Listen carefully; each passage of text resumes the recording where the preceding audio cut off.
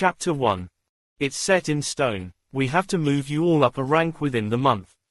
3 more knots arrive here within the week and the Dominar arrives before autumnal sounding. When he arrives, all initiates are to be sworn in and all sworn are to assume their apprenticeships to their colors. Grandis Elphar was talking to our knot in our lodgings. Artis sat on the edge of her bed with her mouth firm, like she was worried about how this would work, and Ola and Ora had stopped teasing each other long enough to put on intent expressions, too. You can't be serious, Grandis, Lenora said. It was always the children of nobility who felt free to talk to teachers like that. I've only been sworn for a month. Artis for only 6. We should have at least a year or 2 before we are taken on by the colors. What about our mentorship roles? What about mastering the law? Grandis Elphar sighed. Things change, child. In my day, there would be years before you could even be trusted to fly formation on your own, and last week we let your knot fly alone. A knot with 3 initiates, I would add. In my day, there was as much book learning as practical work, and we took the measure of each rider with care. Now, she shook her head. Now we push you and we break those not strong enough to endure. There's too much waste, but there is nothing we can do. The initiates in this group will be sworn in. First, they will face examinations. Lenora, Artis, as the only sworn in the fist, you will take on the mentorship. You will drill them and teach them and be sure to get them ready to be tested. Your own test, to enter the colors, is of a different variety. The only preparation for it is the preparation of life. This mentorship will help you get there. And what happens if we succeed? Artis asked quietly. If you succeed, we will send you to your colors for mentorship and training. Each of you, Artis and Lenora, will be taken on in an apprenticeship by a dragon rider of your color. Ola, Ora and Amel will join another knot. And if we fail, Lenora sounded more nervous than I would have expected. The same penalty as always. You will join the ranks of servants. But I've only been sworn for a month. I'm not ready. What if I fail? See that you don't, Elphar snapped. You think you have a difficult time. Think of the initiates here who have been with us scant weeks or months while you have been with us for years. They are not more ready than you are. We desperately need more dragon riders, but the Dominar is correct. If war comes to us, we won't be able to expend our time teaching or training. War, Lenora said. I thought they were giving one of our high castellans to the darkprince to prevent that. Do you see Savette around here? Ola asked, her tone derisive. I see Starry Atrelin around here. And she looks like a child with a pocket full of sweets. Isn't she Savette's replacement? Enough, Grandis Elphar said. Continue your training. Do your work. Work like your lives depend on it, because it turns out that they might. Artis, it is your job to get Ola and Ora ready for the test. Lenora, it is your job to get Amel ready. What? Lenora said, her face painted in shock. You heard me, Castellan. Your job is to train her in etiquette, history, and as much law as you can manage in the weeks ahead. How well she does will determine your final grade as a sworn. No, she looked positively green and I shuffled my foot a bit. What if she failed because of me? Enough talk, Grandis Elphar said. Get to your work and show me I was right to depend on you. Except for you, Amel. I need a word with you. I followed her to the balcony at the side of the room. My crutch had been returned to me by Artis after the struggle, bless her for her conscientiousness. And she carefully shut the door behind us so that we stood in the open air, unable to be overheard by those within the room. I received both your messages, she said. Your loyalty to your friend is touching, but believe me when I tell you that we are doing everything we can to recover Savette Leaders. Your assistance is not necessary. We appreciate your fervor that night in trying to recover your friend. How or why Leng's dragon agreed to carry you is a mystery, but I want to warn you again to stay away from other riders' dragons. You are not safe from them, and purples are notoriously unpredictable. Do they have any idea where to look for Savette? She cleared her throat. Like I said, this is dragon rider business, not the business of initiates. You should never have been involved in the dangerous mess of her kidnapping in the first place. What about Savette? She was an initiate, too. She should never have been there that night, either. She should have been protected from all of this. I had another problem, not as big as Savette, but close to as big. Starry, I began, but Grandis Elphar cut me off. I have interviewed Starry Atrelin myself and she has a very different account of things than you do. Since Leng Shardson was ill at the time, it is your word against hers. For the present, I will judge neither of you. Prove yourself loyal and we will say no more of it. Wait, I said, stunned. She's the reason that the rest of my knot died. You can't trust her. I think I said that we would say no more of it, did I not? Starry is as much a victim in all this as you are, and we are grateful to have her return to us. What had Starry said to make Grandis Elfar trust her again? You will show her respect, as a fellow trainee in the High Castellan. I bowed my head, frustration biting deep into my belly. I need to hear you say, yes, Grandis. Yes, Grandis, I mumbled, but I was not happy. Starry wasn't trustworthy. She had arranged for Savette's kidnapping and now she was tricking them all. But if no one else could see it, then it was up to me to bring it into the open. Good. Dismissed. I'm sure Lenora will have much for you to do. My heart sank as I realized that she was right about that. Lenora was going to be completely insufferable. Chapter 2. And how do you greet a High Castellan? Lenora asked, tailing me doggedly as I hobbled to the alcoves. With my hand to my heart. I was concentrating more on keeping my load from spilling than I was on what she was saying. It's hard to carry a kettle and climb up to dragon coats at the same time. Fist to heart. Be sure of this, Amel, I am not going to fail because of you. She wasn't going to fail. Even if Grandis Elfar had said she was responsible for me. Lenora knew everything perfectly just 1 month into being sworn. Let's try something in history. When was the Dominion founded? The 5th year of the Great Plague. The alcoves were quiet. No one was flying today except the guards. They'd been flying double shifts since Savette was taken, as if care now could make up for their earlier neglect. Which was when? The year 240 by common reckoning. Good. Now, name the first Dominar. Can we take a break for a moment? We were at Raolcan's alcove and I couldn't wait to give him his treat. She sighed. Fine, I'm going to check on my dragon, but find me as soon as you are done here. We have to cram years of study into your head in just a few short weeks. I nodded and tried a timid smile, but Lenora was already gone. She's an interesting one. I'd like to know her better. She was going to drive me crazy. Not that it was my biggest worry. No, my biggest worry was that no one seemed to be taking Savette's disappearance as seriously as I was. The dragon rider guard here continues to search. I hear the thoughts of the dragons. Well, that was something, but Grandis Elfar wouldn't listen to my questions and Leng had disappeared. He left that same night and has not been back. I think he also searches. Could he do that? I thought purples were dedicated to message bearing. I took out a dish from the shelves and set it on the ground before him. I couldn't wait for him to see his surprise. Raolcan shifted excitedly, his eyes bright as I tilted the kettle and poured the hot honey into the dish. You remembered. His mental voice sounded so satisfied that I felt a genuine grin forming on my own face. He stuck his tongue out, licking the hot honey up slowly as if he was savoring it. Oh, I am. Now that I'd kept my promise to him, I needed to work on a way to find Savette. No matter what the Grandis said, I didn't trust the guards were doing enough to find her, and I didn't trust Starry not to make things worse for Savette, somehow. Do you have any idea where she is? If you do, then it is easy. We fly out of here together and go after her. If you do not, well, that's more tricky. We need somewhere to start beyond a hunch. And that was the problem, because I had no idea where to start. Or do you? Is that girl Starry still here? He knew she was. He must have an idea. Perhaps she knows more than she is saying. She definitely did, but she wasn't going to tell me about it. Bring her here and let me try to see if I can figure it out. Until then, you need to start readying supplies and stashing them here so that when we get a chance to leave, you will have what you need for a journey.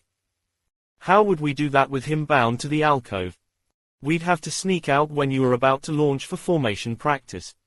Or you could find out how to free me from my bonds. I hadn't thought of that. My breath seemed to be coming quicker. This was real. We could really do it. Yes, it would mean risking everything. Maybe they wouldn't let me back into dragon school afterward, or maybe they would make me a servant, but Savette had said she trusted me. She said I was her only ally. I couldn't abandon her when she needed help the most. I promised you we wouldn't, and we won't.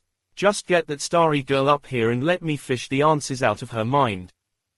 It seemed that I was going to have to swallow something a lot more deadly than boiling honey. I'd have to swallow my hatred of Starry Atrellan and invite her up here. I chewed my lip as I gave Raolcan a goodbye hug and went to find Lenora.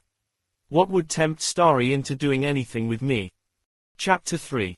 Don't forget what we call the consort of the Dominar, Lenora whispered.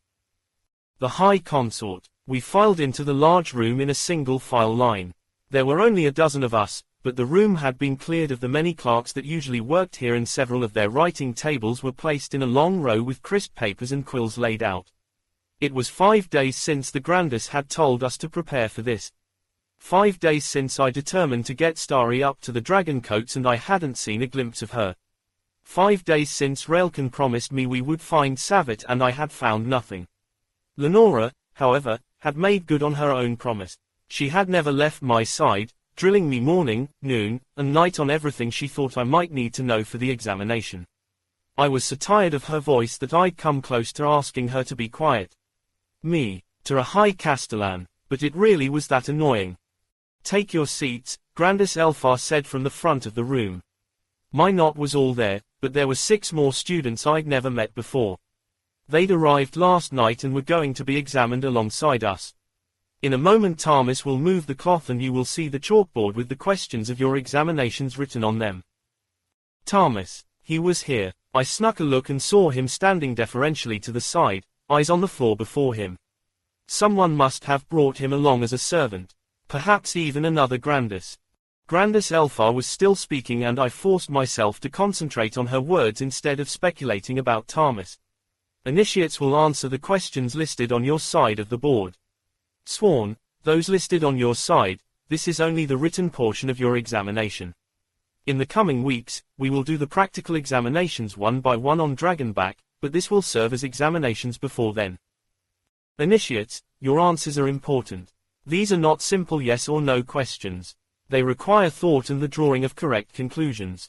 Answer them carefully. Where and what you are assigned during your sworn studies will be dependent on your ability to answer these questions. You sworn already know this. You have seen who was given greater opportunity and better position in formations based on how they did on this test, but what you do not know is that your test now is even more important. Ranking within your color is a careful thing. From here on in, you will be required to adhere to internal ranking strictly, and where you place in that ranking will depend on numerous things, including this test. Do your very best if you don't want to be called on to do the irritating tasks every other member of your color wants to avoid. Understood. We saluted, fist to heart. Take a seat, she said, and we sat at the tables. I leaned my crutch carefully against my seat and dipped my quill in ink. Begin. Tarmis reached across the large fabric that had been draped over a chalkboard in the front of the room and pulled a cord. The fabric dropped to the floor, and as he began to gather it up, I read the first question. As a red dragon rider, you are called up to assist a group of black dragon riders at Leadras Castellan. The Dominar has declared the situation to be under the sign of the Raven, and bandits roam throughout the area. The highest-ranking member of the Blacks has deemed the bandits of little importance and demands that you guard the walls without concerning yourself with them. However, Leadras Castellan is marrying into Harrick Castellan the next day. What is your role in this situation, and what would you suggest to the High Castellan if called upon for advice? I was suddenly feeling grateful to Lenora for drilling these answers into me over the last few days. The sign of the Raven meant that the Dominar was personally ensuring the safety of all people in this Castellan. As a Red, it was my job to wage war on the Dominar's enemies, but Blacks had the right to make decisions for the defense of a Castell. But that marriage had something to do with it, didn't it? Could I remember what? I focused hard, trying to recall what Lenora had said about when Castellans married into each other. Oh yes, there would be a procession from one Castell to the other. That procession would fall out of the jurisdiction of the Blacks because it went between Castells. If I was a red dragon rider, that made the procession my responsibility, especially under the sign of the Raven. I glanced up at Lenora, whose intense eyes were fixed on her own paper, her pen scratching across the paper wildly. Thank goodness, she took my education so seriously. I set my own pen to work. The next questions were of a similar vein, requiring knowledge from multiple different areas and then expecting you to combine them into a judgment call. I forced Savette and Starry and Tarmis from my mind so that I could tackle them one by one. This was one area where my disability didn't affect what I could do, and I was determined to shine here. At the end of the hour, Grandis Elfar rang a small bell and we set our pens down. I just finished my last question, but there hadn't been enough time to reread what I wrote. I hoped it would be enough. You are dismissed to dinner, the Grandis said. Tonight, we are all invited to a display at the docks. Wear your best and I will collect you at 8th bell. We stood up at her nod, but she gestured to me. I'll have a word with you, Amel Leafbrought. Of course she would. Was there ever a time when I could just be like everyone else? Chapter 4. Once everyone had left, the Grandis sat down beside me. Grandis Dantriot arrives here within the next few days and I, for one, will be grateful for that. I don't know how you get yourself and everyone around you into such trouble, Amel. I really don't. What had I done now? The worst I'd done this week was sneak honey from the kitchens for Raolcan. 3 times. He really enjoyed that treat. She rubbed her forehead with her fingertips before putting a long-suffering expression on her face. The Dark Prince has asked to speak to you, Amel. Why would he do that? I don't know. I felt my face heating. He'd been very unflattering the last time I'd seen him. If he wanted to see me again, that couldn't be a good thing. I could almost smell that island we'd been on and the white flowers we'd used to cure Leng. Perhaps he wanted to ensure my silence. It seemed to be the thing everyone wanted most from me. Foreign princes rarely asked to see initiates by name. And by rarely, I mean, never. I nodded.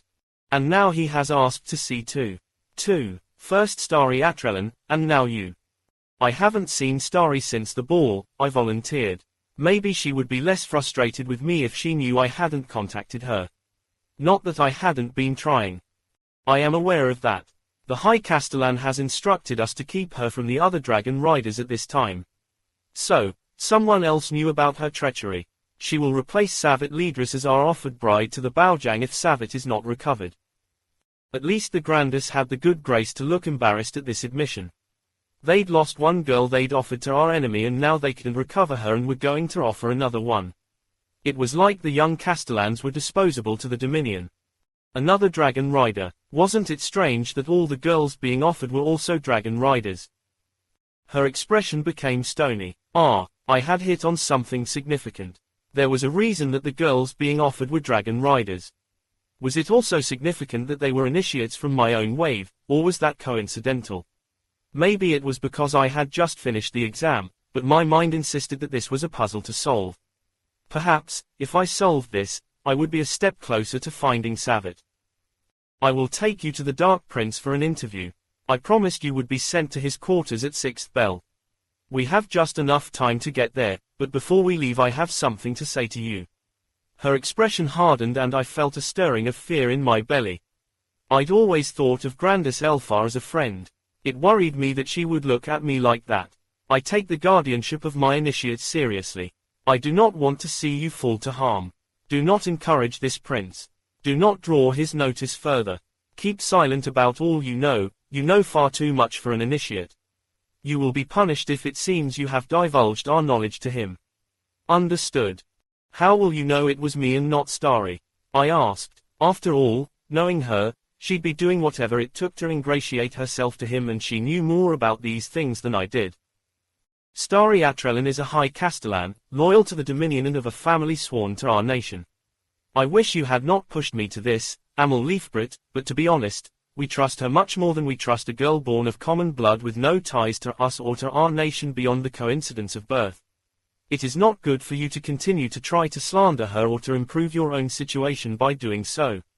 If I hear you say another word against her, you will be removed from Dragon School and your dragon will be taken from you. This time, do you understand? Cold washed over me, followed by a wave of heat. She would really do that. She trusted Starry's lies over what I had told her.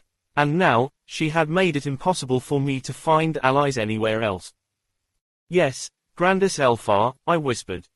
I can't hear you, child. Yes, Grandis Elfar. Follow me. She bit the words off at the end like she was trying to control her temper and I clenched my jaw as I stood. I felt like I was in a bucket being lowered by rope into a well. The walls were getting closer and closer, higher and higher, and any friends I might have had were further from me than ever. How was I going to get out of this mess? You could do what they say. Had Raolcan been listening the whole time? I was just listening to your conversation with the Grandis. I think, more than ever, that you need to find that girl and bring her to me. And then what? And then I will show you a trick that dragons have. A tiny flicker of hope sprang to life in my heart. Oh, it should be more than a flicker. Haven't you heard? We dragons can light anything ablaze. Chapter 5. I liked the architecture of the Ruby Isles. It made me think of the little pastures spread out from hill to hill where I grew up. There would be a set of terraces and then a bridge over to another set, both bedecked with enough ashaven poles that they looked forested. Some terraces overlooked the water with narrow rails surrounding them, while others were concentric circles rising higher and higher until at the very peak a small pagoda was built. We were headed to a set of garden terraces within the castell, Grandis Elfar leading the way. She seemed frustrated and didn't have her usual tolerance for my slower pace.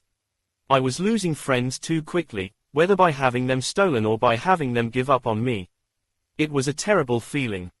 Most of the people we passed in the castell were servants or guards, hard at work dusting or polishing or standing guard at entrances. I caught sight of one or two nobles at the far end of a path, but the Grandis would quickly steer me down a different route so that we wouldn't trouble them. We saw only one other dragon rider, his hair in the braids mixed with loose look of the dragon riders and the black leather suit tightened frequently with leather belts that proclaimed him a full dragon rider. The red scarves hanging around his neck and tied around one wrist declared him to be red, the same color Savette would be one day if she survived that long. Now that we had arrived in the gardens, the Grandis was a little less circumspect, marching us straight through the middle of them to the terrace at the center of the gardens. Waterfalls poured from tier to tier on this terrace and dragons, sculpted in black mica and gold, guarded every path to the top. A pair of castell guards stood on either side of the path, alert and focused. We weren't dealing with the bottom drawer here. At the summit, the darkprince sat on a wide bench under two wide weeping willows, playing an instrument I'd never seen before. It looked a little like a lute. Only his own men were with him and I swallowed when I realized it was the two I'd seen on the island the day I'd met them. They must be bodyguards and the casual attitude must be for show. The deadliest of creatures always seem the least likely to be deadly. Raolcan always saw what others didn't see. I watched the nearest one with care as Grandis Elfar led me past him. He appeared to be studying a feather that he turned back and forth in his hands, but his gaze was sharp as a dagger when it scanned us both as we passed. When we reached Prince Raolcan, the Grandis surprised me by falling on her knees. Should I be bowing to him? I didn't really think he deserved that much respect, but it didn't seem right that the Grandis would bow and not me, so I lowered myself carefully with my crutch, attempting as much of a bow as I could. My eyes caught on Leng's initials carved into the crutch, but I didn't want to think about why he may have made it for me or why he'd carved them into his gift. Raolcan's sharp gaze took in everything and I saw a flicker of curiosity in his eye at my late bow. He still wore his strange, upside-down crown and stiff, segmented clothing like those I'd seen him in the night Savette was stolen away. "Thank you for bringing your charge to me, Grandis," he said, his voice charming and deep like he was used to honoring others with nothing more than a word. "I have questions to ask her." "Whatever you ask is yours, Prince," the Grandis said, her gaze still at the ground. Why would she act so meek? We were dragon riders, we rode the wind, we didn't bow and scrape to arrogant princes, did we? "I think that your Grandis will do whatever is necessary to prevent a war." That must be it. Even so, I chewed on my lip. There was something nerve-wracking about Raolcan. "Now that you have fulfilled your mission, please leave. I have things to discuss with your trainee." Grandis Elfar looked like she might swallow her own tongue, but after a moment she exhaled and said, "I'm afraid that won't be appropriate. I will stay to oversee her and ensure that she answers you truthfully and favorably." "What did you say a moment ago? That anything I asked for was mine?" Her jaw shut with a click. "Ah, so now she would have to do as she had promised. And what would that mean for me? An initiate was hardly on even ground with a prince. I was far below a Grandis." "Of course, your gracious majesty," she said, rising and pulling me to her feet beside her. She whispered in my ear before she left, "Ruin this and the deaths of thousands are on your head. Answer his questions if you must, but without mentioning those things you have been warned not to say. Be respectful and humble and then meet me below. She was gone so quickly that I wondered for a moment if she had fled or if I had been too stunned to notice the passing of time. Diplomacy rested with me now. That couldn't be right. Is she worried you will cause a war? Prince Raolcan asked. I nearly jumped out of my skin. Chapter 6. Raolcan grinned slowly, but the sound of metal on metal drew my attention as each of his guards pulled swords from scabbards. I leaned into my crutch, raising my free hand in a defensive posture. You have nothing to fear from me, I said hurriedly. My mouth felt suddenly dry. Raolcan laughed. None of us thought we did, blighted. The men are just well trained. It is time for drills and they can easily practice while we speak. What game were they playing at? The bald guard squatted low, sword out and low, and a fierce expression on his face while the other stood with arms flung outwards, his own blade stretched out stylishly, its tip an inch from touching the flagstones. Ha! The bald man shouted before leaping from his crouch, spinning through the air like a top and stopping only inches from the other man, his blade slashing a neck height. The other man hadn't seemed to move, but his own blade deflected the other almost indifferently. Have you seen the dance of blades before? Raolcan had a glitter in his eye. Just a few weeks ago I would have been intimidated by that, but I'd met high castellans since then and I'd realized something important. They were the same as regular people. Some were kind, some were cruel, some intelligent and some foolish. This prince and his dance of blades was no different. I gritted my teeth, willing myself to be courageous and to remember that he was more than an intimidating prince, he was a man. And that meant that he shared the same fears and triumphs as anyone else. I'm afraid not, Prince Raolcan. No bowing and scraping from you. His eyes narrowed as he set his instrument aside and stood. Did he expect me to be different than the last time we had met? I only knew one way to be. Is there a question you want to ask me? His guards continued their leaps and spins, the occasional clash of steel reminding us that they used real blades for practice. Raolcan stood, walking between the whirling forms as easily as a dragon flew through the air. I came here to wed a bride provided by the Dominion. I found their offered choice to my liking, a bit cold and distant perhaps, but noble and fair. I shivered. That's all he had to say about my friend. And now they have a different choice in mind, a pretty enough girl, and intelligent, but the circumstances of the change bother me. The first was stolen away by magickas and the second arrives at almost the same moment. What game do your people play at here, Dominion Sky Rider? I cleared my throat. I'm only a dragon rider initiate. Who just so happened to be there that night, and to have seen me on that island. If I am not mistaken, you knew both my first and second intended bride. I stayed silent. Now we were getting close to the things I was told not to speak of. Raolcan circled me as he spoke, as though examining me from every side. He would be disappointed. There was nothing to see here that couldn't be noticed in a single glance. The mighty conspire. One side to give me the silvery damsel, the other the red-headed minx. And which is better for Baojang? Which is better for me? Which will deliver my enemies into my hand and shore up my relationship with my allies? He ended his sentence standing behind me so that he was practically whispering in my ear when he echoed his own words, which? I shivered. How should I know, Prince Raolcan? I come from peasant stock. I'm hardly the one to tell you about politics in either of our lands. He laughed. And yet, I suspect that you are at the heart of all of this. Like the axle on which the wheel turns. It seems plain and insignificant, and yet. If only he knew how insignificant I really was, maybe he would stop pushing me for something I couldn't give. Tomorrow, he said, they're throwing another party for me and my new betrothed, a starry Atrellan. You know her, I think. Nod if you do. I nodded. The men with whirling blades were growing closer so that Prince Raolcan had to stand very close to me as their blades and flying forms whirled around us. They really were like dances. I barely dared to breathe as a sword slashed inches from my nose. I clenched my jaw and stood frozen in place, trying not to show how terrified I was. And do you trust her? If I said anything and it got back to Grandis Elfar, my time in Dragon School would be over. They would take Raolcan away and my future would be nothing. I didn't dare speak. Do you trust her to help me rule an empire? To make decisions about what we will do about your dominion and whether to pursue war or peace? I shivered. Of course I didn't trust her. I wanted to scream it from the rooftops. I wanted everyone to know. But if I did, I bit my lip, tasting blood and refusing to speak. Do you think she may be responsible for the disappearance of my first would-be bride? Did he know? I think that you know.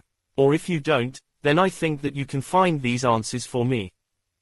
The bodyguard's swirling dance ended behind me and I breathed a sigh of relief. I heard them grow still a fraction of a second before I felt the pinpricks of each of their swords at the back of my neck. A wave of fear washed over me from head to foot, leaving my belly swirling and my legs weak and wobbly. I had relaxed too soon. You have 3 days to find them and return to me with an account of what happened to my first would-be bride and who I am to trust. Fail, and we will remove your head, and that of the purple beast you ride. He circled to stand in front of me, his gaze boring into mine. Tell anyone what I've told you and it will be the same fate. Do you understand? I nodded. The best thing for me right now would be to fall ill or be rendered mute. Everyone wanted my silence and all of them were happy to threaten me to get it. I understand, I said, slowly. 3 days. Watch your step on your way out. The pressure eased from my neck and my hand sprang back to slide across the skin. It came away red with blood. The sharp blades must have punctured the skin. It was all I could do to turn and leave at a steady pace without rushing out in a panic. I'd attracted the notice of too many important people and for a common girl that was a terrible thing to do. Was that a joke about watching my step? Or a threat? Chapter 7. Rushing down the tiers was difficult with a crutch to manage. Stairs aren't my friends at the best of times. They are worse when I'm feeling panicky and lightheaded and my face is hot and my belly roiling and I can't seem to catch a full breath. I almost ran into someone ascending while I was still descending. Watch yourself, blighted. SarahW. Now was my chance, if I could just think of the right thing to say. I looked into her eyes but she was faster, ducking in close so that our noses almost touched. I hear you told Grandis Elfar things about me. Lies. What should I say? What would convince her to come with me? We need to talk, I said. Would it be enough to tempt her?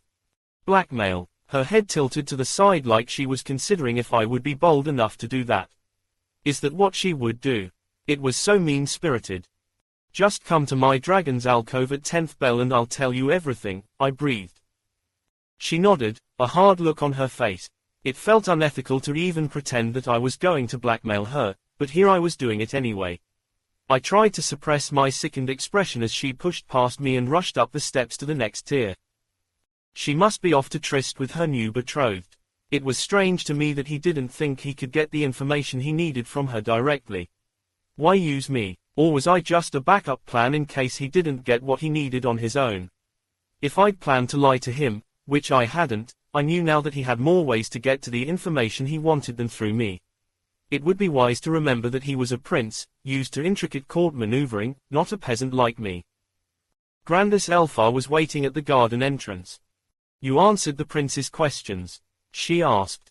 I nodded and she began to lead me back the way we came.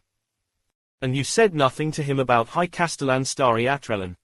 No, Grandis. Good, her betrothal to him is important to our nation. I thought Savette's betrothal was important. She shot me a stern look.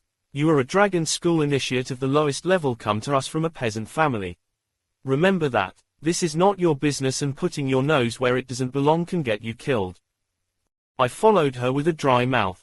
I knew her well enough to know she was usually fair and kind, but lately, she'd been very different, foolish and prejudiced, and there was something strange about her, as if she was being stretched with ropes between two trees and as the ropes pulled on her, she became more and more taut. One day, she would snap and I hoped I wasn't nearby when she did. What could do that to a woman? Chapter 8. I heard the 10th bell ring out as I entered Raolcan's alcove. You should stay outside on the ledge. She won't want to come into the stall of a strange dragon. Someone would see us if we stood out there and 10th bell was curfew. If I went out there I could be dragged back to my dorm before I even saw Starry. Perhaps, you should have chosen a better time for this meeting. Our schedules were too packed for it to be earlier. Lenora had drilled us through the afternoon, and pleased with our progress, she'd increased the difficulty of the maneuvers. I'm glad she did because I was getting bored. I could fly these silly shapes in my sleep. Give me something interesting to do, an underwater dive or hugging a weather formation to drive speed and then shooting an arc around a mountain. That would be fun. The way things were going, he'd have his chance. It seemed my life grew more dangerous by the moment. It had never been my intention to draw the attention of princes. At least he doesn't want to marry you. Thank the winds for small mercies. Where was Starry? Had she forgotten our meeting? I was already in a difficult enough spot without her making it worse. Who will you try to please? The Grandis who can separate us forever, or the prince who would see us both violently murdered? I shivered. It was growing cooler, but in Raolcan's alcove it wasn't cold. His body temperature warmed it too thoroughly. No, my shiver was for my options.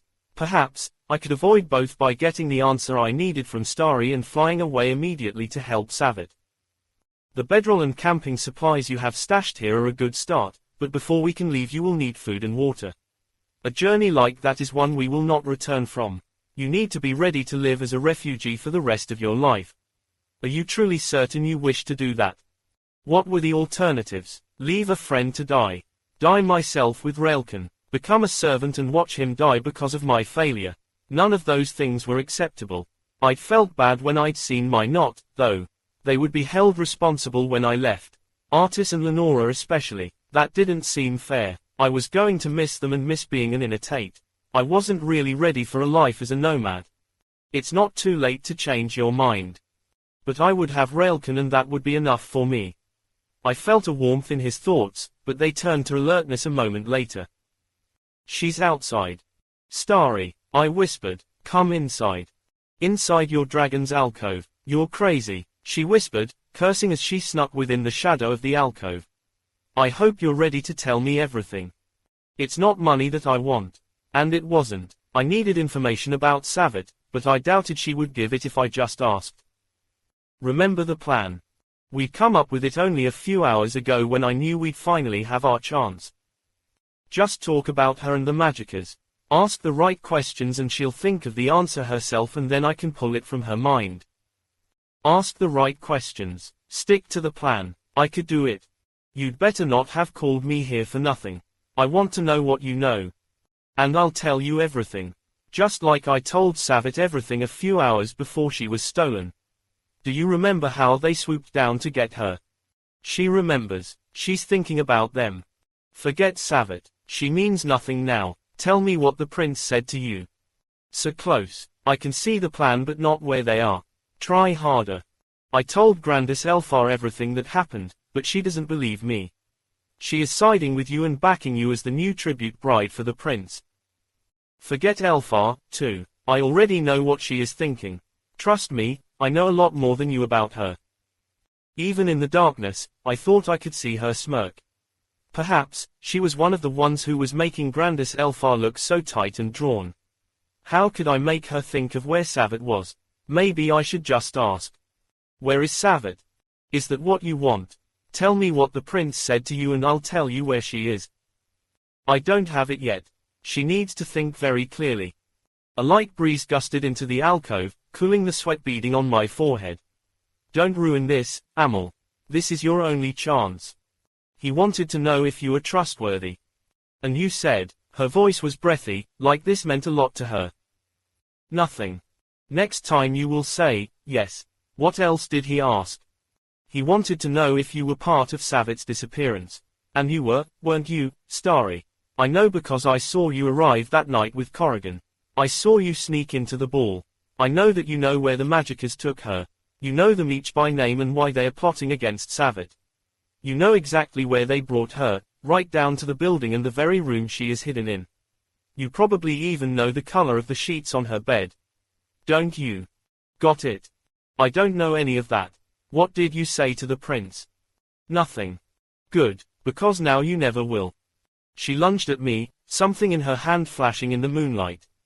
I stumbled backward, tripping and falling to the ground, but not before a massive paw raised up and pinned Starry against the wall, claws on either side of her body.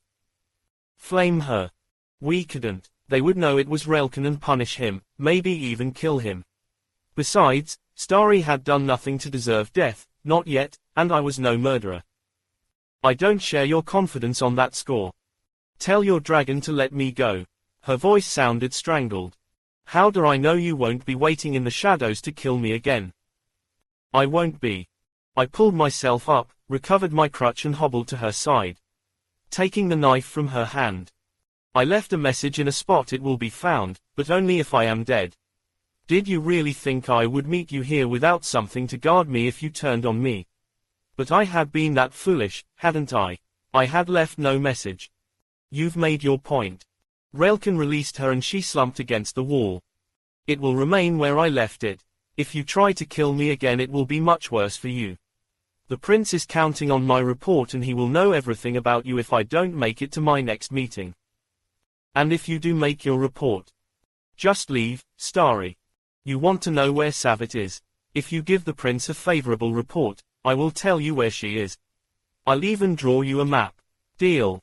Yes, I said. I wouldn't have to fulfill the deal, but it made me feel dirty anyway. I just blackmailed someone. That wasn't something I'd ever intended to do. Starry slipped away into the night and I leaned tiredly against Raolcan. This had all become so much more complicated than I'd ever wanted it to be. Next step, figure out how to loose my bonds and then we will go find your friend. Don't despair, we've accomplished much tonight. Chapter 9. Loose a dragon's bonds, loose a dragon's bonds. How would I find that out? Half my mind was focused on the problem, while the other half focused on sneaking through the streets and alleys to my quarters.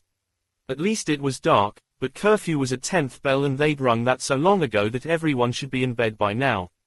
It was harder to sneak with a crutch than anyone might think and my speed was limited. Still, that was the least of my problems right now. If it was easy to figure out how to loose the bonds on a dragon in training, everyone would be doing it. And everyone would be getting their arms bitten off and their skeleton warmed by a hearty gust of flame. Or have you forgotten that most dragons aren't as civil as I am? Oh, right, it was easy to forget. After all, Raolcan was nothing but kindness to me. Okay, so maybe no one would want to do it even if they could, except for students who might want to sneak off on their own dragons. But, if it were difficult and took time to master, they'd have to teach them before they were full dragon riders. Maybe they taught the sworn or the colors. I hobbled up the stairs toward my Not's room. I was ready for bed. My head was pounding from all the adrenaline today. I eased the door open and crept through. It slammed behind me and a match flickered to life, lighting a lantern. Artis raised it from where she stood a single pace in front of me. Where were you, Initiate? She asked. And don't bother lying to us. We'll all catch grief if you get in trouble for this. You owe it to us to admit what you were up to. It must have been Lenora who had slammed the door. Her voice was right behind me. I was at the dragon coats, I said. We didn't tire you out enough during practice? Artis asked, her free hand resting on her hip, accusatorily. What holds them there? What keeps them from flying off? You mean other than the binding? Lenora walked past me and sat on the edge of her bed, her expression incredulous, like I was a fool. That's the part I'm curious about, the binding. I wouldn't lie to them. I just couldn't. But was it lying if I just didn't answer them straight? So you snuck up there to try to watch them do it? For winds and skies, girl. You've risked all of us getting a punishment for something I could have easily told you, Artis said, stalking back to her bed. Get changed quickly, because I'm blowing out this lantern in 10 minutes and if you aren't in your bedclothes you'll have to dress in the dark. I hurried to obey. I couldn't figure it out. Is it magic? There was a long pause broken only by a snicker from one of the twins. I couldn't see which one as I dressed behind the screen. It's not magic, if that's what you mean. Lenora surprised me by answering when Artis wouldn't. Oh, give it a rest, Artis. She'll be sworn in just a few days. You saw the lists. We all passed exams. We did, I gasped. And you'd know that too. Clouds for brains, if you were here and not sneaking off in the dark. Yes, you'll be sworn as soon as you have a chance to swear. The practical exam will be easy compared to the formations you've been flying. So, you might as well know what they teach us, especially if it keeps you where you should be after curfew.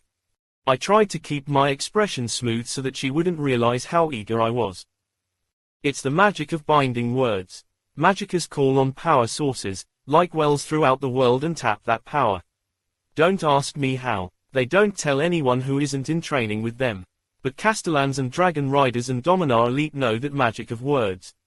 It's the power of a vow, the power that binds you to the one you wed or to a contract.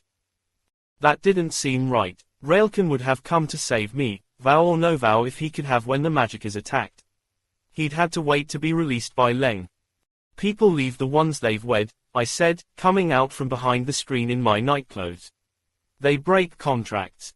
Lenora nodded her head with a look of exaggerated patience. Those are normal vows. Our word magic amplifies them and makes them binding. Only the person who placed the vow on you can release you from word magic vows, or covenants, as we sometimes call them.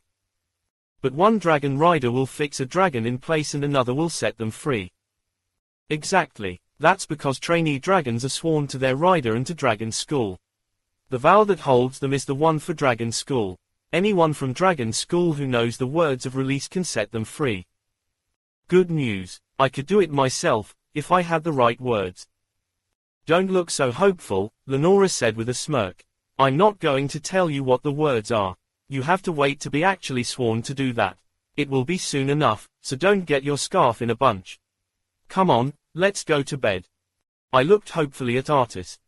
Don't look at me, she said. I think Lenora has told you more than you should know. Go to bed. I slipped into my bed as the others settled in, and a moment later Artis blew out the light. Sleep was hard to find. There had to be some way to find those words. Perhaps there was someone else I could ask. If Leng was here, I would ask him, although since he was so obsessed with keeping me out of trouble he probably wouldn't give them to me. Besides, I was still confused by those kisses. Did he have true affection for me, or had he simply been contrite for treating me like a cripple instead of a dragon rider? Why did he blow so hot and cold? Sometimes he seemed like a good friend, other times he seemed like he could hardly look at me. And he'd left his initials on my crutch. Did that mean something? With no clear answers and nothing more than added worries, I slipped into a fitful sleep. I woke with a start. The sky was black and around me, I heard the sounds of sleeping girls breathing. A hand covered my mouth. Lenora's whisper startled me despite the hand. Amel, are you awake? I nodded and the hand left my mouth. I don't know what you're up to, but here's the thing. I think freedom is important. I think you should make your own choices, whatever they are. I wrote the words you need on a slip of paper and put them in your boot. Just don't get the rest of us in trouble. Promise. I promise, I whispered. And don't sneak out tonight, or Artis will know it was me. I won't. Go back to sleep. Her feet padded across the dark room and then silence descended.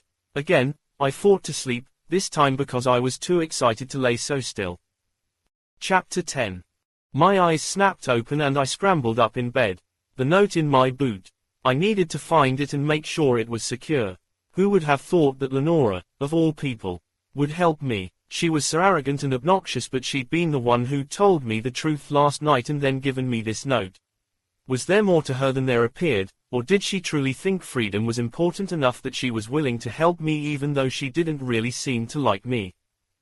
I grabbed my boots, feeling in the toe. There was definitely a note in there. You put your clothes on first, then the boots, Lenora said dryly from the other side of the room. Ola laughed. And you'd better be quick, Amel. We heard last night that we'll be spending all day preparing for the Havenala. What's a Havenala? I asked. The official betrothal of Starry and the Baojang prince. I guess they're rushing this time so that the bride doesn't disappear before she's even pledged to him. What do we have to do? I asked as I finished dressing and slipped my boots on, carefully tucking the note into my waistband. I didn't like the idea of seeing Starry dressed in those magnificent clothes that would make her look like some sort of goddess and then standing where Savette should have been. Although, to be fair, Savette hadn't seemed excited to be marrying the prince. We're tasked to provide support to the kitchens, Artis said. Bringing food to the courtyard feast. It's traditional for the Castell to provide a feast to the common people the morning before a noble engagement is announced. Really, that sounded like a nice tradition. I could just imagine how much my family would look forward to it if we lived near a castell. It also provided an opportunity. If I was near the kitchen, I could get some food and water, couldn't I? Maybe enough for a journey. Was it stealing if they were going to be feeding me anyway if I stayed? Yes, really. Something soft smacked me in the face and I shoved away a pillow. Had Ola just hit me with a pillow? Really, no one had ever done that before. Don't be so serious, Amel. Enough, you two. Come on, Artis said from the door. I stood and hobbled towards her. Ola slipped her arm around me, walking beside me. You're a good sport, Amel. It's nice to have you in our knot. I smiled tentatively. I'd never had a real girlfriend except for Savette, and Savette wasn't the affectionate kind. What did you say to tell someone that you were grateful for their friendship without sounding too desperate? Thanks for being so kind, Ola. I felt my face heating up. Oh, was I messing it up? Would she think I was too strange? I have an idea for a new trick, Amel, let me tell you about it. Ola kept talking flying maneuvers the whole way to the kitchen. I liked her chatter. It was nice and focused on this specific moment in time, a welcome refresher from the things on my mind.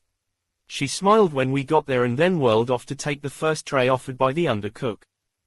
You girls handle this food with care. We have lots, but I still don't want it wasted, the undercook said, patting her neat bun and smoothing her apron over her hips. You girls with both hands should take the trays, and the one with only one free can take the extra canteens of water and the sacks of dried foods. We can sling them over your shoulder and if it takes you longer it doesn't matter since it's all backup food. My mouth dropped open. Could my luck be this good? Don't look a gift dragon in the mouth. He could hear me from here. Our range was getting wider and farther. Every time I thought we'd reached its limits, it expanded a little more. Oh, don't fret, girl, the undercook said. All work is important work. She loaded me with canteens and jute sacks filled with dried meats, bread, and dried fruits. The other girls were given wide trays piled with similar foods, as well as delicacies of all types, strawberry tarts, candied oranges, fried meats and sweet buns. The smells alone were breathtaking. Take care not to spill. A poor showing at the feast before the Havenilla is bad luck. Follow fittest and watch your step. A spindly man in livery burst out of a doorway, leading the way through the kitchens where cooks ordered undercooks and undercooks waved ladles or large spoons at scullery maids as food was chopped, prepared, simmered, sauced and plated. It was like a cacophonic magic all its own. I was distracted by the bustle. If I failed in dragon school, I'd be a servant just like this. It didn't look so bad, except that I wouldn't be with Raolcan and that would be terrible. I turned the last corner and Tarmis stepped up behind me. Tarmis. I'm supposed to follow you and make sure everyone gets to the feast. He stared at his feet as I slowly hobbled forward. His own arms were full of serving implements and baskets. I'm happy to see you, Tarmis. Do you like the kitchens here? Just keep moving, Amel. We have a schedule to keep. I hobbled along at the end of the line, following up the stairs, a challenge for me. By the time I'd crested them, the others were so far ahead that I could barely see them as they moved toward the first courtyard. No one was watching me but Tarmis. If it wasn't for him, I could leave out that other door with the supplies I needed. I bit my lip, looking at the gate on the far side and then back at Tarmis. I need to go, Tarmis, I said. Yes, please hurry. No, I mean, I need to go out that gate. With these supplies. He stopped, his eyes finding mine, finally. Like, you're going to take that food. My face grew hot. How could I take it? It would be wrong, but then again, how long would I survive away from civilization without food or water? I needed these things to survive. Yes, I'm going to take it. And you think I would allow that? His face grew hard. I think I need to try to do it anyway. I said the words slowly, horrified that I was saying them, but certain that by going I'd be preventing something much worse. Just because I chose to be a servant doesn't mean I'm a pushover. It doesn't mean you can walk all over me. He looked furious. I'm not trying to walk all over you, Tarmis. I'm trying to save a friend. And to do that I need these supplies. He bit his lip and looked away. All my friends and family are servants. If I chose to be a dragon rider, I would have had to leave them forever. It wasn't because I was afraid, not completely. You shouldn't have tried to stop me. His change of subject seemed so abrupt, but we were talking about loyalties, weren't we? And he was thinking about his while he judged whether mine were valid. I'd misjudged him before. The least I could give him now was an apology. I'm sorry. Who are you trying to save? His expression hadn't melted, he was just gathering more information, but the others were out of sight now and no one else was watching. Was it possible to persuade him? Savette leadress. Her. Why, Amel. I sought his gaze with mine. I wouldn't have understood either a few weeks ago. Savette trusted me. I can't betray that. Please, will you walk away and leave me here? Let me take these supplies and go save her. I swallowed, my eyes pricked with tears. What would I do if he said no? He looked down and then looked back at me, his expression torn. It was a long time before he nodded. I hope I'll see you again, Amel. I hope so, too. I watched him go with a smile. I had more allies than I thought, and more friends. I always knew you would, but if you still want to leave, you need to hurry. Chapter 11. Is it going to be enough? I dropped the jute sacks and canteens beside Raolcan and dropped to the floor beside them gasping for breath. The climb up to his alcove with the added burden of supplies had been almost too much for me. My head was spinning and little flecks of light danced across my vision. I needed to rest for just one moment. I closed my eyes. No, there's no time to recover. If you have decided to leave, we need to go right away. Someone will notice you are gone and come to look for you. I couldn't get up yet. I was too tired. Come on, dig deep, stand up and start saddling me. I groaned, but I pulled myself back to my feet, wobbling as I limped to the pack and carefully took down his tack, inspecting each piece. They were all well oiled and in good repair, just like when I left them. I saddled Raolcan, loaded up the gear I'd stashed and the food and water I'd pilfered from the kitchens. When I was done, I leaned against his hot side, catching my breath. Just one more minute. Come on, Spider, dig deep. I wobbled backwards and pulled the scrap of paper from my waistband, maneuvering to stand in front of him. This had better work. Lenora had better not have been lying to me. Did you discover how to release me? I read the words on the paper aloud. Raolcan of the Purple, by the authority over you granted to us by Hardrazen, Queen and Sovereign of Dragons, we release you from the bond of your word and blood to remain in this place. Your other bonds to Rider and School remain. Protect your Rider and remain faithful to your true word. I paused over the last sentence, but when I said, be released, a cracking sound echoed in the words, and for a half a second I saw both Raolcan and a second Raolcan, this one white and ghostly, before the second one disappeared. My head flared with pain like I really had done some sort of magical thing. What had just happened? Raolcan shook, starting with his head and then right down through his spine to the very tip of his tail, like a dog flinging water from his coat. No time to lose, let's ride. From outside the alcove, I heard the sound of raised voices. Did someone know what we were doing? I mounted Raolcan hurriedly, tucking my crutch into the strap at his side. He shuffled forward as easily as if we were just flying out for daily maneuvers. Hold on. As we stepped into the morning light, my gaze found a knot of people hurrying toward us, led by Thomas. He must have had second thoughts. He pointed at me as Raolcan's feet found the edge of the ledge. Behind Thomas, the undercook shouted something and then we were dropping like a stone, spinning into a somersault and kicking off to burst forward through the rushing air.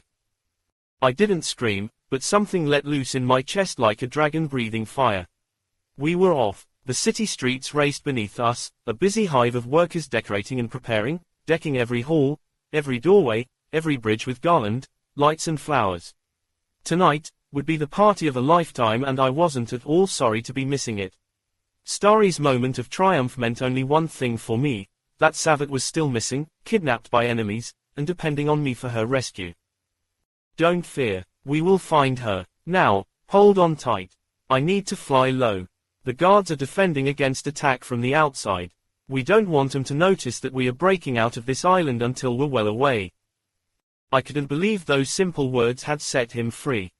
They were more than just words or it wouldn't have worked. I couldn't have told them to you. Someone with authority must have. Word magic comes from truth and authority. Truth and authority. What an interesting idea. I'd need to think on that and what it meant for dragon riders and for me. I gripped the saddle tightly, leaning down to lay across Raolcan's back, my cheek pressed to his neck. He didn't need my help to fly and I was still catching my breath from the hard work of getting us to this point. That's right, Spider, you can trust me. I'll take over from here. Moments later, we were over the ocean, the land far behind us. The guard dragons, not knowing that our flight was unauthorized, gave us the sign of goodbye as we flew past and I returned it, glad to finally know Dragon Rider hand signals. Even so, I didn't breathe a sigh of relief until we were so far out over the water that the Ruby Isles were nothing but a speck in the distance. Chapter 12. Where were we headed, exactly? It seemed to be to the west. Daedru Castell and the sprawling sky city of Vanica. I'd seen it on a map before, but never in person. I focused my mind, thinking back on my lessons. It should be about 3 days' flight by dragon, not very far at all, but I'd never been in such a large city before. I've never been within one, either, though I've passed by Vanica many times. Cities, even sky cities, are not home for dragons. We like the outdoors. Would there be other dragons there? Many. There will be the blacks who build and maintain the sky cities and guard them, reds moving through on their endless campaigns, green to push the bounds around her and white promoting the healing arts. If you wanted an adventure, this is going to be one. Forget backwater places like the Ruby Isles or Dragon School out on the edge of nowhere. Daedru Castell is an important place and Vanica is the 5th largest sky city of the Dominion. My mind filled with images of a sky city. I'd never seen one, and yet I knew they existed. Held by arcane magic and the strength of dragonsteel, they rose up from the ground on a single pillar and then spread out like a sunflower from the stalk, reaching for the sun above. I'd seen drawings in my textbooks, but I wondered how accurate they could be. Could a whole city be formed from a lace of steel and magic? Could it sprawl out across the sky, filled with inns and taverns, homes and apothecaries, barracks and dragon coats but no farms or wells or cellars? It was a strange idea, but one that excited me. You will have all the excitement you could want, but we will have to be clever. You won't be able to admit you are a student or they will send you back to Dragon School. You'll need different clothing and a story to tell anyone who asks. I didn't have the money for that, or the ability to lie like others seem to do so easily. We'll figure something out. We've come this far. Of course we would. With Raolcan, I could do whatever I set my mind to. Savette was out there and I was going to find her and free her. There will possibly be a chance to flame people. I'd like that. Then we'd bring her back, victorious, and of course Dragon School would forgive us for going when they realized what a big mistake it was not to take her kidnapping seriously. That might be more of a daydream than a possibility. They tend to take things like betrayal and rebellion seriously. And if they were reluctant, then Savette's father would arrive in a blaze of Castellan glory, setting everything right and just being so grateful that she was saved. You bring up a good point. Where is the mighty Castellan in all this, with his daughter kidnapped and before that being sold off to a foreign prince as a bribe to prevent a war? You know that dragons don't do that, right? Marry for power. And somehow we'd expose what the Prince of Baojang was hiding. Now you're on to something. That man has secrets. And I would swear before the Dominar and continue on as a student of Dragon School. The Dominar is interesting. I know he is the supreme ruler of this land and I know he rules through his Castellans, but why this song and dance with Baojang? Do you think he has a hidden motive, too? And we'd all live happily ever after. Okay, that was a nice daydream, but maybe it's time to come back to reality. It was easy enough to do that when we landed in a clearing 6 hours later, tired, sore, and under a light drizzle. It was hard to light a fire, harder to find any place dry to sleep. In the end, I ate cold food from the jute bags, kept all the gear wrapped in the tent to keep it dry, and curled up against Raolcan in a damp blanket to sleep. I felt a lot less optimistic in the cold and dark with a smoky, guttering fire and no stars. Maybe this was a terrible idea. Instead of being grateful, I'd probably be kicked out of Dragon School, or made a servant, and I might not find Savette at all. The Sky City was probably a big place and not forgiving to a girl with a crutch, nowhere it ever was. I bit my lip and squirmed. My belly was so tied in knots that it hurt. Dark of velvet, deep embrace. Silver, bright, smiling face. Moon and stars reign above. Nature's intertangled love. I'd never heard a dragon song before. It was like the roar at the heart of a fire. It warmed me to the core of my heart. I fell into a deep sleep, reaching with my heart towards the tantalizing song. Chapter 13. The next day, cold descended. The wind was boisterous and so rough that it seemed to swirl from all directions at once. It sparkled with tiny particles of ice, giving the forest an otherworldly air and turning my damp hair and clothing stiff with frost. I shivered constantly, and my hip was so stiff and painful that the throbbing didn't let up from when I woke to it in the dark hours of predawn. I struggled to keep from angry, jagged thoughts while I managed my pain. We were taking a direct route to Vanica. Ahead, jagged mountains loomed, purple and shrouded in gusting snow. Do we fly over those mountains? I asked, the wind ripping my words away so that anyone but a dragon who could read minds would never have heard them. No, we need to fly through a pass. The air above the mountain is too thin. I could fly there, but I don't think you could breathe. Did he know a way through? I can find one. It just might take a while. I need to look. We spent the morning trying one way and then backtracking to the next. The wind buffeted me and chilled me to the core until, by noon, it was all I could do to just hold on. I shut down curiosity and eventually even hope in an attempt simply to endure against the constant, bone-chilling cold, the loud intensity of the wind and the jarring pain that spread from my hip into my lower back and dead leg. Snow descended, filling the wind with ice and stinging my cheeks and hands as I clung to the saddle. It obscured my vision so much that I could hardly tell anymore where we were going or if we'd been there before. I would have cried, except that I was too cold and too despairing even for that. Eventually, Raolcan landed, creeping into a rocky crevice that partly hid us from the wind. We'll have to stay here until the wind calms. I don't see what else we can do. It's too stormy to find the path. Was he even sure that there was one? I'm sure. Don't lose hope. I shared my water with him and ate a little. There was too little wood for a fire. Just keep holding on. It will pass. How long could a person be so cold before they froze in place? A lot longer than this. I closed my eyes and leaned my forehead against his neck, grateful for the heat of it. I needed to persevere. Just keep putting one foot in front of the next, Amel. I let my mind drift, tired from the concentration of trying to see through the blowing snow. I must have drifted off, even though I was standing, since I was utterly startled when I heard a voice.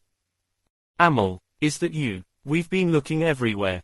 I spun around. Lenora's hair swirled in the wind and the wool cloak she wore, fur-lined, of course, flapped like a flag. She held Leafbrought's reins and his eyes burned with what I imagined to be angry resentment as he crept forward, lifting his feet high as if the snow stung them. Oh, you aren't imagining it. Snow is terrible when you're hot-blooded. Behind her, Artis landed in a puff of snow and Ola and Ora were right behind her, their dragons in line like they had been flying in formation. Lenora, I gasped, what are you doing? You aren't supposed to be away from the Ruby Isles. I could say the same to you. Artis had to yell over the wind to be heard as she dismounted and stalked towards us. Did you think no one would notice you were gone? What in the world do you think you're doing? She crossed her arms over her chest. Would she tap her foot next? Behind her, Ola and Ora landed in the snow, their dragons protesting the cold with loud snorts. I can't just leave Savette with her kidnappers. I have to find her and rescue her. Savette leadress, she was in your wave, right? Yes. Despite the cold, I felt my face growing hot.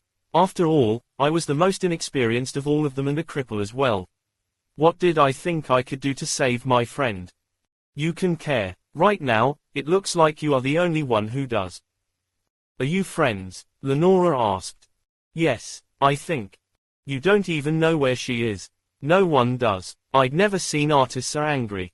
You know that we'll be thrown out of Dragon School, too, if you don't come back, don't you? You need to give up this idea and come home with us. Well, make up a story for why you left, okay? We'll make sure that we don't all have shattered dreams over one little mistake. It isn't too late. I know where she is. How? I looked at Raolcan. He winked. I might as well tell the truth. What other option was there? Raolcan reads Starry's mind. She was part of the kidnapping, so she knows where they took Savette. Artis said, dragons don't read minds. At the same moment that Lenora said, where? In Vanica. I chose to answer Lenora's question, but I was puzzled.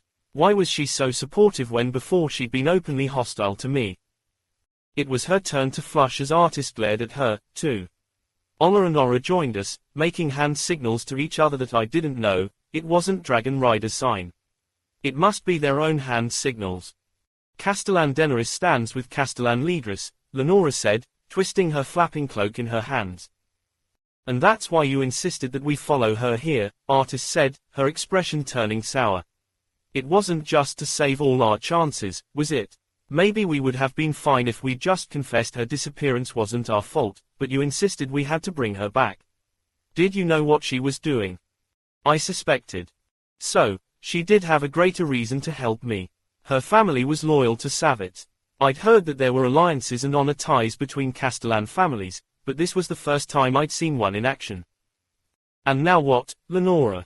You don't really think I'll allow you to go with her to Vanica and Dedru Castel? We need to return to the Ruby Isles. Now. We're all in this together, Lenora said, her hands twisting in her cloak so that it was one big knot around her. Now that we've come this far, we need to finish what we started and only return with Savette Leadress. They'll forgive us when they see why we left. They won't. Artis looked desperate. Maybe you think you'll get off with a warning because you're a Castellan, but the rest of us are commoners. There is no forgiveness for us. No connections. No pull. We have hard work and a strict adherence to the rules and that is it. You've ruined us. She turned to me. Both of you have. I swallowed, not sure what to say, but Lenora raised her chin and spoke with defiance.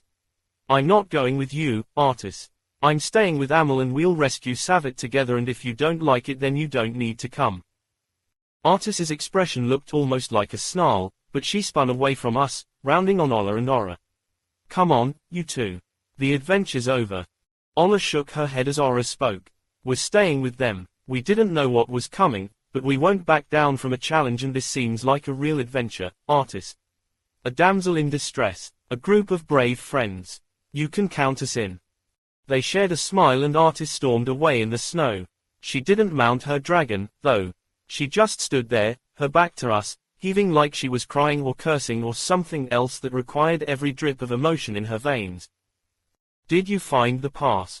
Lenora asked me. Not yet. And I just want to say. How did you say thank you for something this big? You're thankful, we know. Now, let's pitch a tent because the storm's going to get worse before it gets better. We'll station the dragons around it.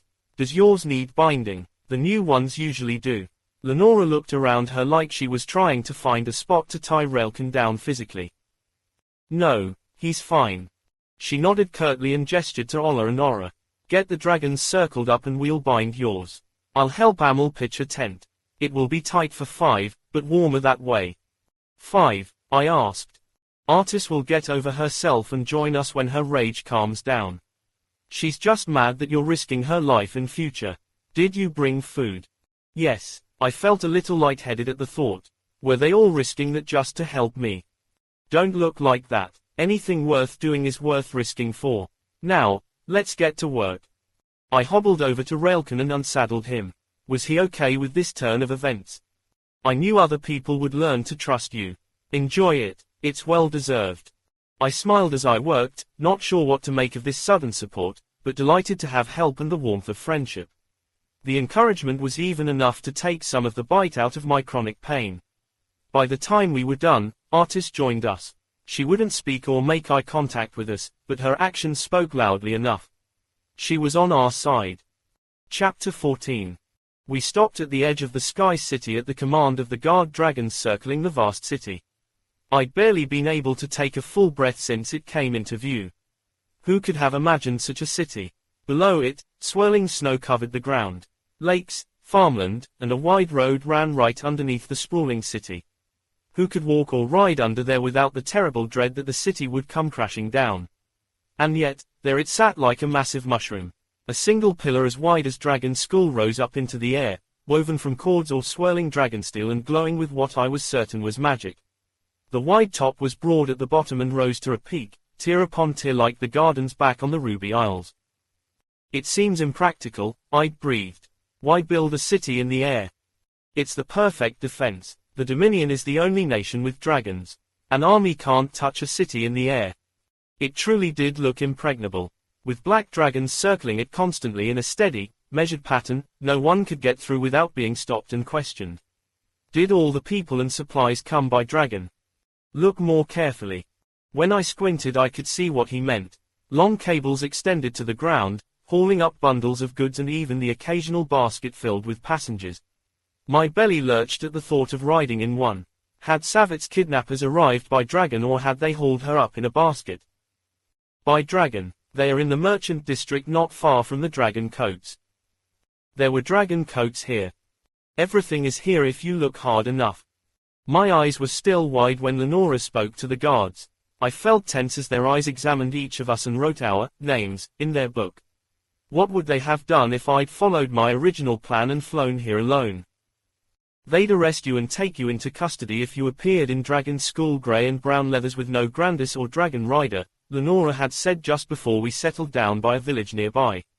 When she returned she had shoe black and silk scarves, enough to disguise ourselves as full dragon riders. This is worse, Artis had moaned. We'll never get away with it. I'm Castellan Lenora Deneris. If I say I'm a full dragon rider, then I am. Lenora hadn't paused for a moment as she blackened her brown leathers and tied her scarves on. The rest of you will need to braid your hair and wear it loose in the traditional way. Don't talk unless you have to. I'll do all the negotiating. Her negotiation skills were turning out to be as important as the money she'd brought. After a few moments of conversing with a pair of guards mounted on fierce black dragons, she was signaling the rest of us forward. The guards gave us the dragon rider salute as we crossed their circle and into the Sky City. I returned mine shakily. Both the lie and the excitement of my first Sky City were making me feel as skittish as a songbird. We flew in an arc around the perimeter of the city until we reached the south side where dragon coats speckled the edge of the city and rose up in tiered heights. Lenora planned to rent spaces for all our dragons and then we would find an inn for the night. I swallowed hard. I wasn't ready to be away from Raolcan, especially in such a strange place. We'll both be fine. They might even have molten honey. We followed Lenora in formation and waited as she spoke to an attendant on a round platform that extended on a long arm from the coats. The attendant waved to the coats and handed Lenora some sort of script, and then she was signaling for us to follow and pointing to the correct coats. Mine was right beside hers and Raolcan leapt into it as easily as if we were back on Dragon School. Steam filled his alcove, piped in from some heat source, and fresh water, hay bedding, and a dinner of raw meat greeted us. Perfection. Let's hope they treat you half as well. He was in good spirits for a dragon on the run. On the wing. Ha, ha. Remember, Merchant District. Look for a blue sign with weigh scales on it. You will find Savette within. I dismounted, removed his saddle, rubbed him down with oil, retrieved my things, and bent to kiss his forehead. Thank you, Raolcan, I whispered. This wouldn't be happening without you. Happy flight, Spider. It was time to find my friend. Chapter 15. We pushed through the busy streets, Lenora leading the way with a determined look on her face and an aggressive pair of elbows that granted her a passage through the press of bodies. We followed in her wake. I'd never expected to see a Castellan push through crowds like that, but Lenora surprised me in so many ways. I was beginning to realize that her dislike of me wasn't personal. She didn't have compassion for anyone. She barely noticed the beggars squatting just outside the busy dragon alcoves. Their ragged clothing and gaunt faces pierced my heart. How did they survive in this strange city? I wished I had coins, so I could give them away.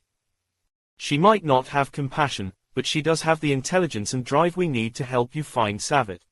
Stick close to her. Besides, I can tell she's starting to like you. He would know better than I would. Dragons were amazing at reading people. Purple dragons are. Don't give the rest so much credit.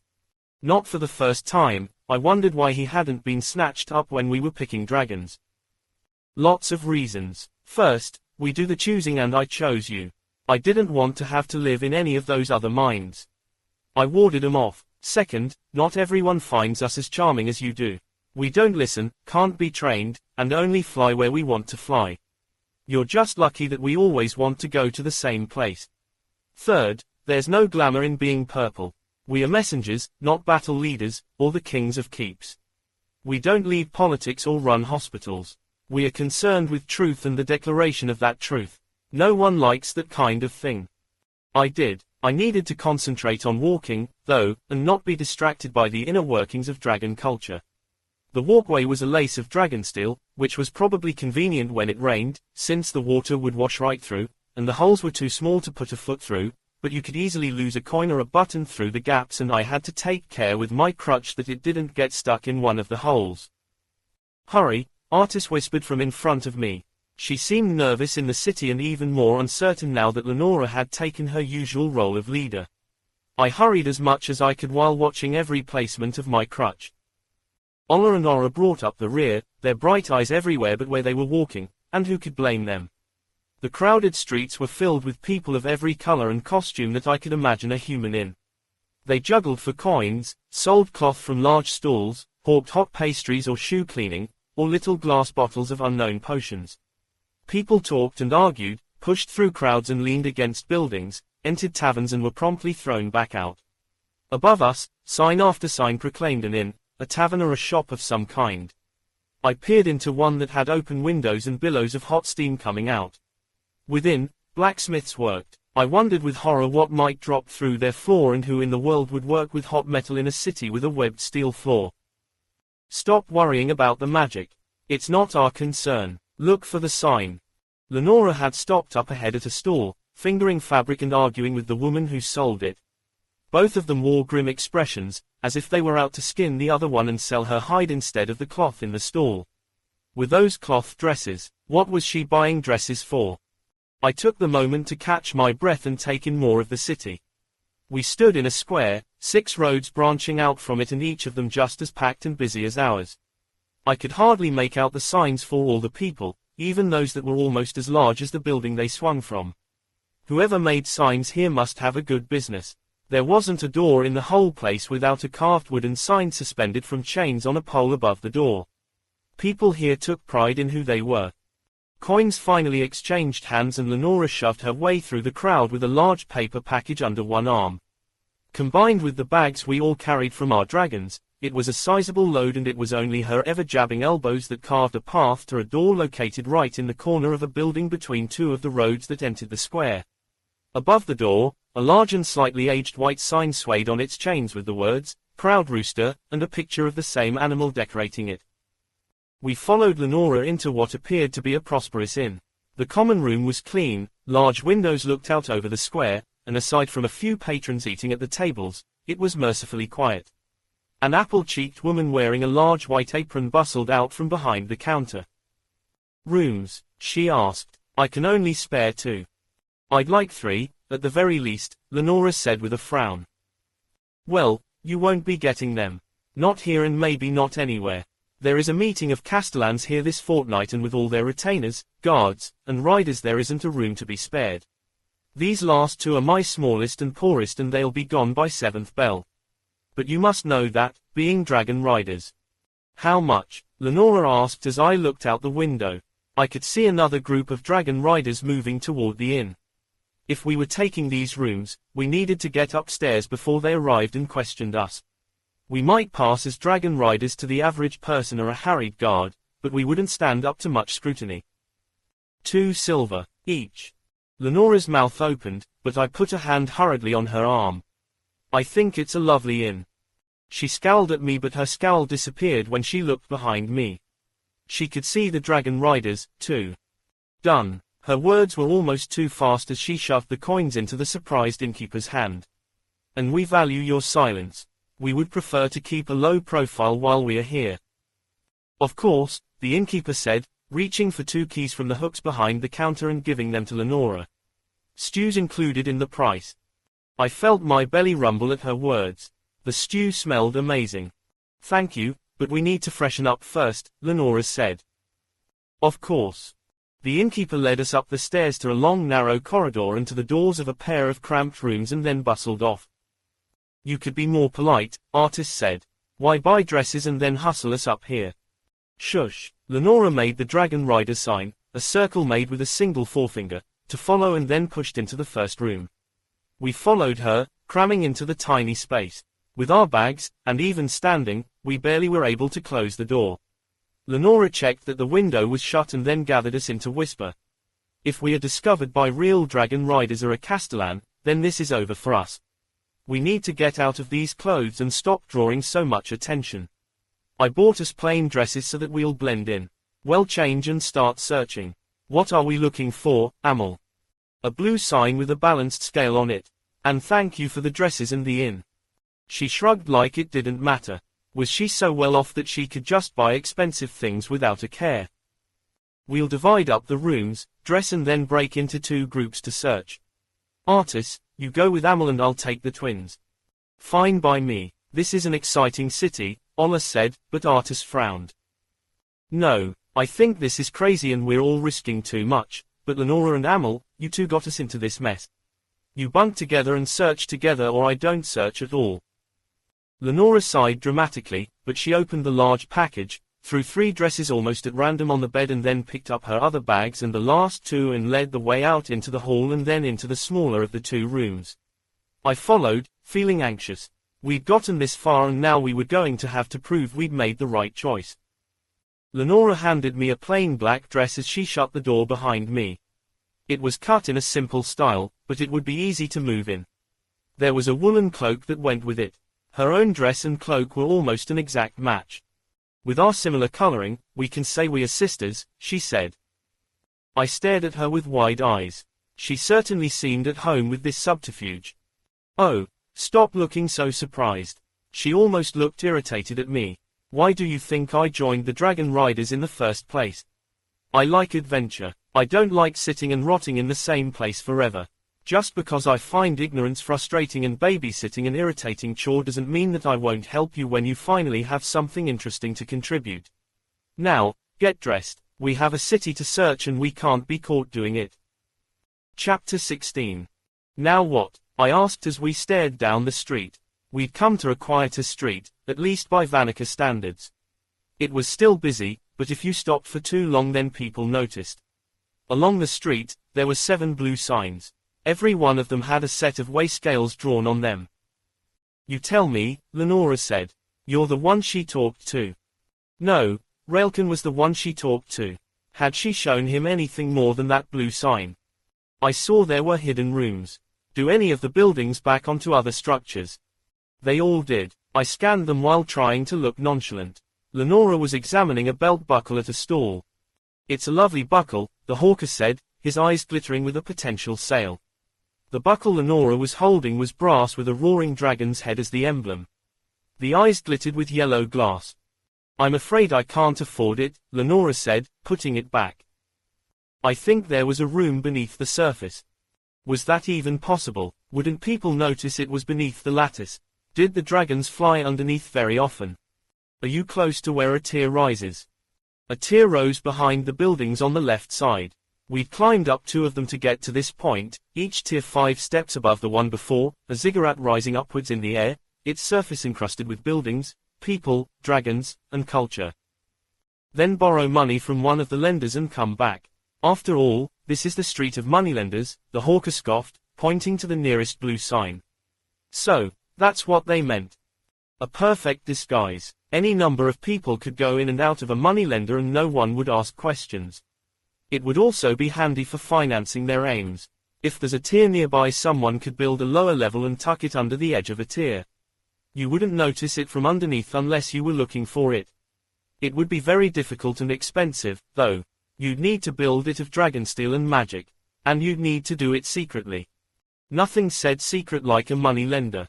I looked down the street, trying to see if there were any telltale signs of a lower level beneath the lattice of the street.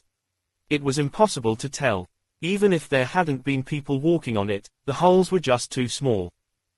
Perhaps at night, if you knew what you were looking for, you would see the glow of lights. It was worth a try. We'd just have to come back then. I took Lenora's arm. It's lovely. Let's come back when we have the money. Sister. Lenora frowned, but I pulled her along the street. It's below one of these money lenders. Which one, is the question. We can return at night and see if there are any clues. Below. That's ridiculous. I opened my mouth to answer, but instead, it just stayed open as I watched a compact, bald-headed man in Dragon Rider blacks enter the third moneylender on the left-hand side of the street. He ducked in so quickly that it looked like he was fleeing someone. Was that Leng? Chapter 17. I'm certain it was Leng, I said again as I sat on the edge of my cot. I was breathless from trying to keep up with Lenora, and she was already pacing a tiny circle in our room at the inn. Did she ever stop moving? What would Leng Shardson, a purple dragon rider, be doing here? She asked. Maybe he is looking for Savette, too. After all, he'd said he would, didn't he? And you should trust him to do it. He is more than he seems. He wouldn't have been chosen by a purple dragon if he wasn't. We are not fools when it comes to people. Then why did he act so strangely since his illness? Love does strange things to young men. Even dragons aren't immune to this. That was a crazy explanation, but sorting out Leng was more confusing than sorting out our current puzzle. Maybe he was just borrowing money, Lenora said. You should have let me follow him into the money lenders instead of dragging me back here. And tip our hand. If that one really is where they have your friend, our arrival will tip 'em off. We need to sneak in at night when no one is expecting it. Then we need a plan. I doubt they'll leave the place unlocked, and I am not a seasoned criminal who knows how to bypass locks. I chewed my lip. We were so close. There had to be a way. Let's worry about confirming that it's the right one first, then we'll figure out what to do next. Right now, I'm hungry. Let's eat. Lenora strode out the door and I leapt to follow her. She truly was an adventurous green, leaping into our task without any worries about how we would accomplish it. When we reached the common room, the other girls were just arriving from outside, shaking out the cloaks. From out the wide-paned window, I saw snow swirling through the crowds. Why is it so cold here when it was balmy on the Ruby Isles? Ola complained as we took a seat at one of the tables. Lenora jabbed her in the ribs with one of her handy elbows, but Artis whispered a real reply. The ocean is warm, and so are the hot springs of the islands. Some say that a mountain of fire lies beneath them. It makes them warm when the rest of the land is freezing in this unseasonable storm. See, it won't kill you to tell me things, Ola said to Lenora. Just remember who is paying for your hot food, Lenora said, waving to the girl who was tending to the tables. She whisked into the kitchen and came out with a tray loaded with stew and bread. Steam swirled up from the bread, filling the air with a mouth-watering smell. Are storms like this common here so early in autumn? Aura asked Artis. I didn't think it would get this cold until much later. It never got like this so early at Dragon School or our home. It's a freak storm, Artis said. Everyone is talking about it. No one's seen anything like it since our grandfather's time. It's all I heard on the streets and at the stalls. Weren't you listening?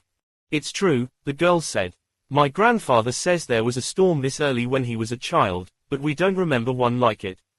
It's awful strange and I'm worried about what it means for the harvest. Once the food was distributed, the girl left and we dug in. The common room was filling up, but our table was in the corner and we had some privacy from listening ears. We have good news, Aura announced. We found it.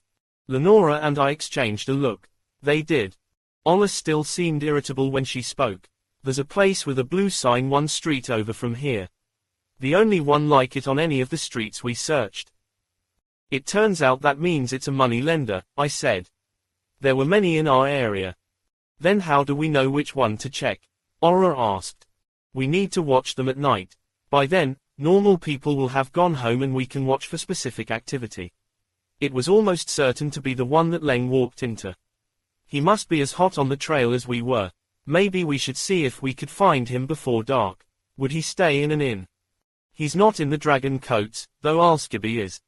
And what will you do once you find out which it is? We'll have to sneak in. Do any of the rest of you know how to pick locks?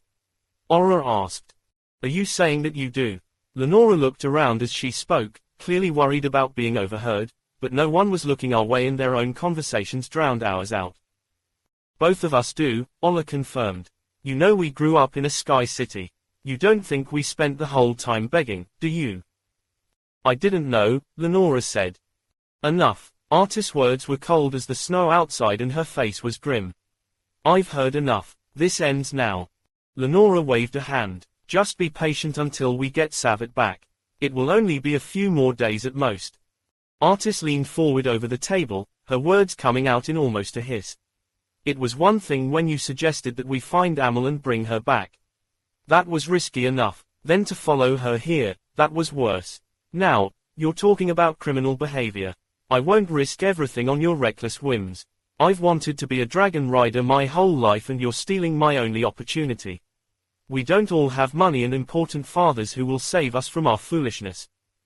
Lenora's face colored and she opened her mouth, but Artis was up out of her chair and stalking out the inn door before anyone could say another word. I felt my heart sink. What was she going to do? Chapter 18.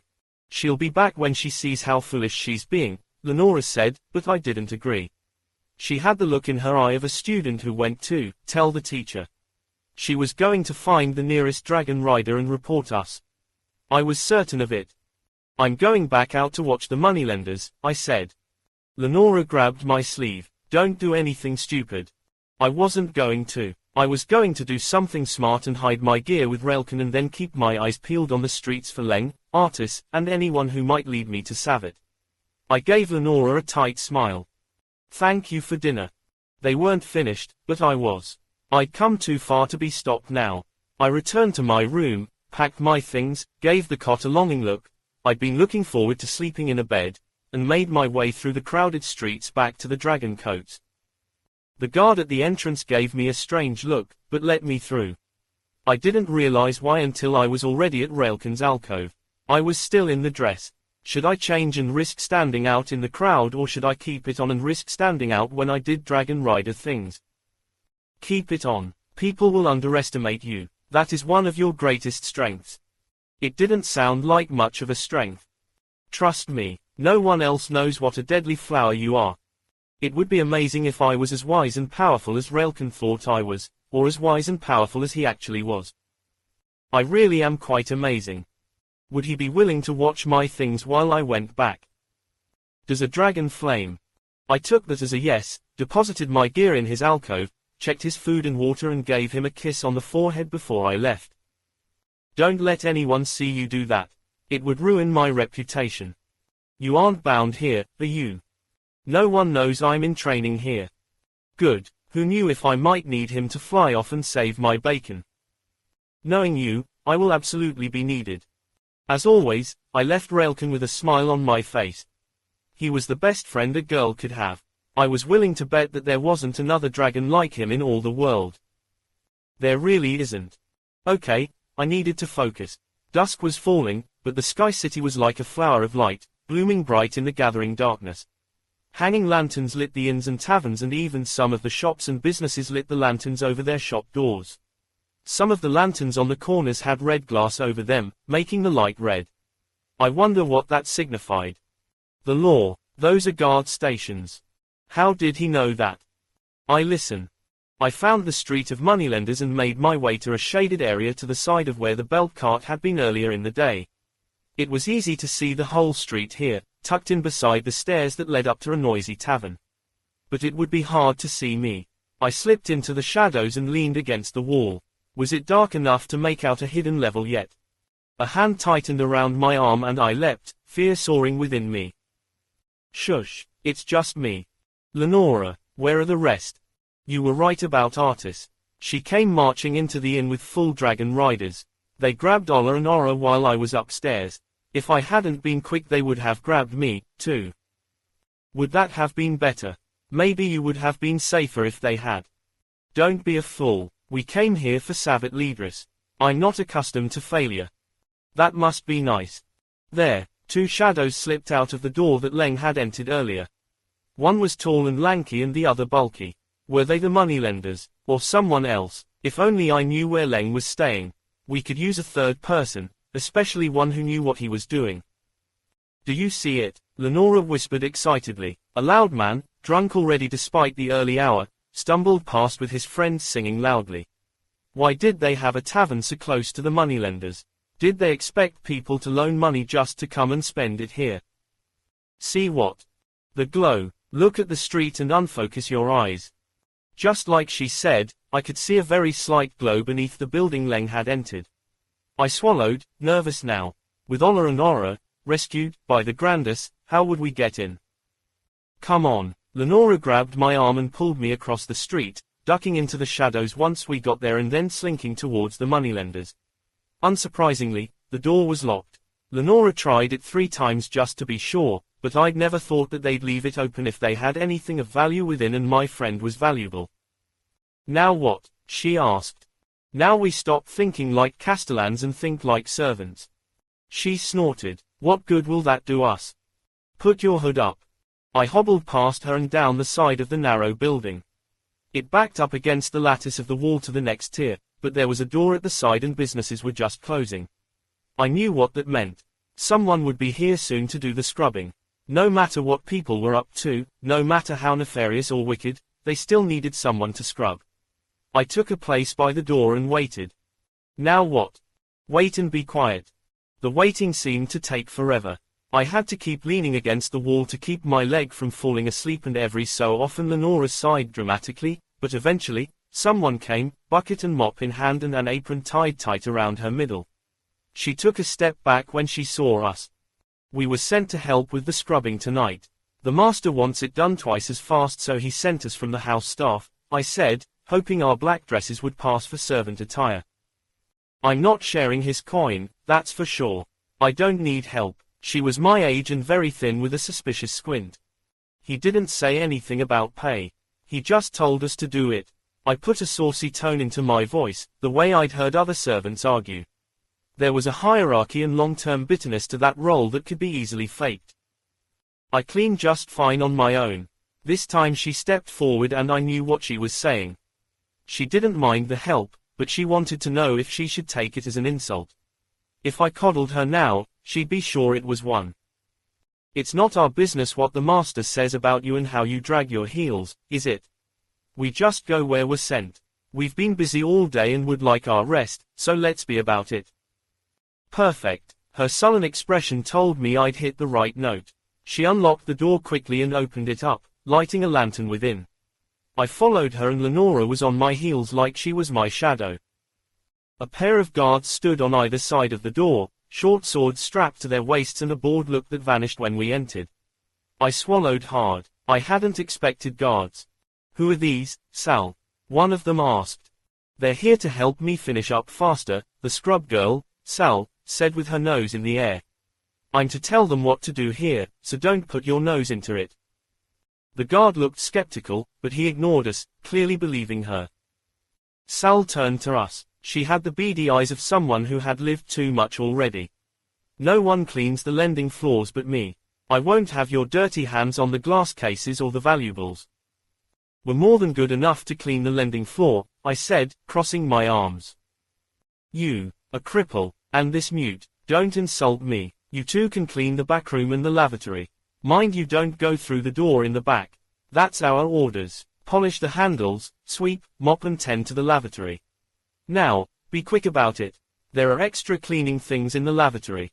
I see you aren't responsible enough to have your own. She smirked like she'd won something, and I tried to keep my face sour and irritated when inside I was so excited my hands were shaking. We were in. We just needed to get to that back door and hope it wasn't locked.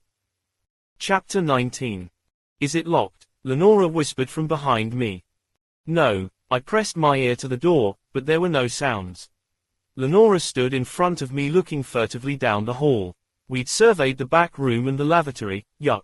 Other than needing a good cleaning there was nothing in either one to make us think this was anything more than a money lender. There was a strong box in the back room with 3 big locks, but we weren't here to steal. We were here to get back someone who was stolen from us. I'm going to slip in. Can you watch the corridor? Lenora nodded, pushing a broom she'd taken from the lavatory across the floor. She'd clearly never swept a floor in her life. I eased the door open slowly, hoping it wouldn't squeak or that light wouldn't flood an otherwise dark room, and then slipped inside and eased the door closed behind me. I was at the top of a flight of stairs that went down to the right and then jogged sharply to the back of the building. Below, a glow of light told me something was going on down there. Voices murmured below, so I crept down, a stair at a time, listening. When is Cadra coming back with food? I'm getting hungry. Corrigan. But hadn't Prince Rakcharan knocked her out in the battle? What was she doing here? You need to focus less on physical things and more on the magic I'm teaching you, girl. You make me doubt the trouble we went to in freeing you from the Ruby Isles. Magica Hectoris. I crept down another stair until I was almost at the turn. You had no choice. I knew too much, and they would have questioned me. If you hadn't spirited me away that very night, who do you think would be in more trouble, you or me? There are other ways to deal with loose ends, Corrigan. His voice sounded very dangerous. Don't mistake my fondness for you for weakness. I will do what I need to for the sake of the Dusk Covenant. Dusk Covenant. That sounded promising. Maybe if I listened more I would finally understand who was behind all of this. Now, he said, forget the moneylender and concentrate. Pull your power up from the source and let it flare the way I showed you. You saw in your last encounter that fireballs only have so much use. It's time you focused and learned something else of value. It was silent for a moment and then there was a cry of pain and a groan. Who was that? It didn't sound like Corrigan or Hectorus. A bit better, but he is still intact. Try again. Were they torturing someone? I swallowed and peeked my head out around the corner in the staircase. In one glance I could see the whole room below, woven from the same dragon steel as the street above. Strangely enough, there was an open hole at one end with ragged edges, as if the room was not yet finished being constructed. Beneath it was nothing but darkness, but my stomach lurched as I realized there was nothing beneath it but the ground far, far below. Why would they be down here without even a railing? A glowing chandelier of candles hung over the room. It lit everything and with horror, I realized who they were torturing. Leng hung from the wall, his hands fixed above his head in cruel manacles. He moaned and swayed slightly as Corrigan raised her hands to try her magical training on him again. No one had ever told me that magicers did things like this. Had they been doing this since I saw him this afternoon? He was bloody and battered, his dragon rider leathers ripped and worn. Another moan escaped, not his, and my eyes darted to the other side of the room. Someone was crumpled in the corner there, a girl. Could it be Savette? I didn't know if I should hope it was or hope it wasn't with what they were doing to Leng. I needed Raolcan. I couldn't save them alone. I come. A bang from the building above startled me. Had Lenora seen something? Should I try to scramble back to her or stay where I was? Moving was too risky. Hopefully, she was clever enough to figure out what to say or do on her own. That must be Cadra, Hectorus said. Go and get your food. We'll try again when you are done. Maybe you will be more use with a full belly. What was I going to do? As soon as Corrigan came up the stairs she would see me. I shrank against the wall, extending my crutch across the stair within the shadow. If I could trip her before she saw me, at least I'd have that much advantage. I could hear her footsteps getting closer. And now we'll show you what a true magicka can do, Dragon Rider. And this time you will tell us who sent you and how much they know about the Dusk Covenant. Tell me, do they know our symbol? A cry ripped from Leng's lungs and I flinched in sympathy. Why were they doing this to him? I should have come sooner. I should have been more prepared. This couldn't be happening. My breath was coming too quickly. I fought panic as it tried to grip me. Corrigan's feet were on the stairs. Her skirts rustled as she walked. I had seconds to act. I held my crutch firm, braced myself and refused to allow myself to think about anything except the task at hand. There was another bang from above us, this one loud enough to send a shudder through the stairway. I tried not to think about what that might mean for Lenora. Would you hold your patience? Corrigan's tone was frustrated as she sped up just in time. Her foot caught on the crutch and she fell forward, arms windmilling and face crashing into the step in front of her. I ripped the crutch out from under her. She moaned, clutching her face, but I didn't have time to watch. I slid down the steps on my bottom. It was faster this way, crutch clutched in both hands. As soon as I turned the corner I saw Leng, eyes open now and mouth wide in a rictus of pain as the magicka tortured him. Hectorus's hands were green with rippling lightning bolts tangled around his clutched fist. They extended to Leng's arm, ripping up and down it, but while Hectorus was unaffected by the ropes of fire, smoke and the smell of burned meat came from Leng. How could I stop him? I should have brought a weapon. In the corner, the girl stood on shaky legs, her hands clutching at the lattice of the wall for support. As her dirty hair fell from her face, I saw it was Savette. Her once fancy dress was torn and dirty beyond recognition, only shreds of it remaining, but her eyes glowed with fire, as if they were reflecting the magic Hectorus was wielding. No, not reflecting. There was something strange. I threw myself to the ground just in time. Savette raised her hands and from him a burst of blue lightning shot out, striking Hectorus in the chest and flinging him backward. He hit his head against the lattice and slumped to the floor. I rushed to where he was, scrambling through his pockets. A key. There had to be a key in his robes. I needed to unshackle Leng and get them both out of here. And until then I couldn't afford to feel the injuries they'd been subjected to or the horror of it all. Amel. Savette's voice was too shrill, like she was barely holding on to sanity. I can see the addition to the structure. It's cleverly done, hard to see from the outside. I'm almost there. The key. My hand closed over a key ring and I yanked it from Hectorus's pocket at the same moment that his eyes flickered open. He wasn't moving yet and I couldn't wait for him to start. Lenora, get down here, I yelled and raced to where Leng was, fumbling through the keys to try to find one that might match the lock. I tried not to look at the nasty burns on his left arm or to breathe the smell of his burned flesh too deeply. Poor Leng, I needed to get him out of here now. Was this it? I tried the first key. No. Amel. Savette sounded lost. Yes, it's me, Savette. I'm here for you. Just let me free Leng and I will get you both out of here. Think again, Corrigan. I risked a glance at her. Both her hands were lit up like holiday lanterns, ready to throw fireballs again. I didn't have time to worry, or a way to defend myself, so I went back to Leng's manacles. I tried another key. No. Another key. No. He looked so hurt and vulnerable. How did this happen? Why was he alone doing this when he should have had allies? Turn around with your hands up or I'll let these loose. Should I flame her? I'm right outside that hole in the floor. He couldn't do that without killing us, too. Click. The key worked. Frantically, I unlocked the other manacle, catching Leng's slumping body as he fell. One of his eyes was open, the other crusted over with blood. Amel, he whispered, like my name was a blessing. I gripped him harder, bending under his weight, but a second later Savette slipped under his other arm. Her eyes were wild, like she didn't know what was going on. I'm not bluffing, Corrigan said, but she still hadn't let the fireballs loose. There's no way out of here but through this door. I swallowed, edging toward the hole in the floor. If Raolcan could just line himself up under the hole we could drop onto his back. Risky with all three of you and it doesn't sound like Savette is tracking right or Leng is in any position to land on a saddle. It was the only chance we had. Master Hectorus was getting up. He scrambled to his feet, clutching his chest and leaning against the wall. I'd had nightmares about him since he tried to kill me in the woods. They were nowhere near as terrifying as he was in the flesh. I mean it, Corrigan's voice was shrill as we shuffled towards the hole in the floor. It was just a step away. If we could just make it over there. The door at the top of the stairs opened with a crash and the sound of feet on the steps broke into our tableau. Corrigan jumped, letting her fireballs go, unintentionally, I was sure as they splashed against the wall where Savette had been, instead of where we were now. The heat of them hurt my skin and they left trails of fire still burning on the wall where they hit. Hopefully, Dragonsteel didn't melt at high heat points. There wasn't time for relief. Magica Hectorus's eyes were focused on us. A green glow blossomed around his hand. Was Raolcan in place? I'm ready. You're first, Savette, I said, gesturing to the hole. Raolcan will catch you.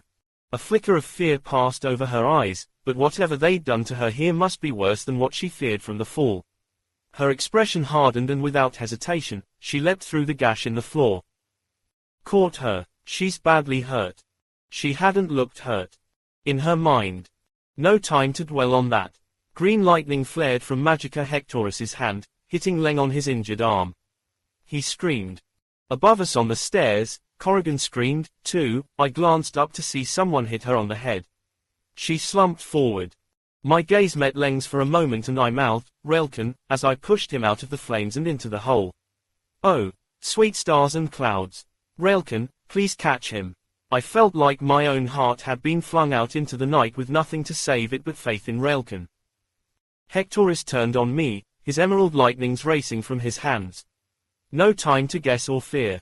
I pushed off with my crutch and stumbled to the hole in the floor, but my gaze traveled up to where Corrigan had been on the stairs. Was Lenora the one who had knocked her off her feet? As I dropped through the hole, my eyes met those of Prince Raolcan, standing over Corrigan's fallen form, sword in hand and his bodyguards on either side. He had a quizzical expression as if he were amused by something. What was he doing here? Cold air whistled around me. There was no sign of Raolcan. I was falling with nothing but a sparkling city above me and the cold hard earth below. I'd made a deadly error. I shouldn't have leapt. Brace yourself. I hit his back spine first, scrambling to catch his saddle in my hands. I'd lost my crutch in the fall. Strong hands gripped my dress and pulled me firmly onto the saddle. I looked up to see Savette, a vacant look on her face and one hand gripping me, the other reaching to grab onto Leng. She'd saved me just in time, but I had a sinking feeling that we hadn't been fast enough to save her. Continue Amel's story in Dragon School, Sworn.